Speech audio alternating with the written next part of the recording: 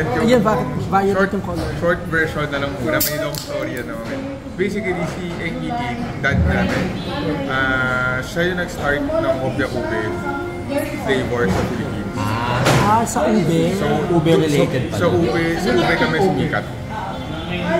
Sa ube.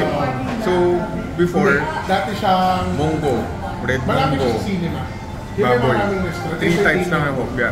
So, wala pong gumagawa ng mga kaibang flavors. So, si dad namin, bilang innovative person, creative, persistent sa business, kasi hindi naman ganun kakuha yung business before, kailangan gumawa ng paraan para ma-turn around yung business. So, ang nag-turn around sa amin yung Hopia Ube. Pero sa ibang bansa may ube na. Kayo lang nag-introduce dito. Kami ang, no, ang Hopia Ube, Philippines talaga na-start. Ube Seriously? So, sa buong mundo? Yes. Kayo nagsimula na? Yes. Walang gumagawa. Kasi we started nagawa yun late 80s.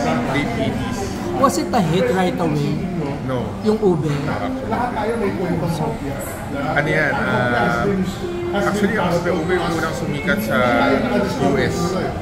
Kasi si father namin, si Jerry, nagpa-help siya sa friend niya na exporter. Kasi finding ways paano i-promote yung product. Nagpapadala siya ng Hopia Ube for free.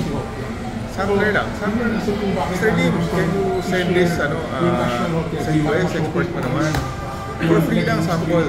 Tapos napansin ng dad namin. Kinagat? Mga dagdag yung order Lagi libre. Tama na yung libre. Huli, Mr. Lim, baka naman pwedeng kahit at cost lang. Hanggang sa nag-order na, may mga balikbayan, dumadating, hinahanap, dala-dala yung packaging namin, hinahanap, saan ba to? Saan ba tong store na to? So doon nalaman ng father ko na bumibenta na pala yung Hopia Ube sa US, sa ibang bansa. Ngayon, gaano kadaming ube Hopia na ang nabibenta niyo? Ngayon, in total, for perspective, we're making at least 200,000 pieces per day. Hopia. For all different kinds na. Kasi marami na kaming variants ngayon. Around 20 flavors na. But still, ang bestseller yung ube? Ube and Mongo.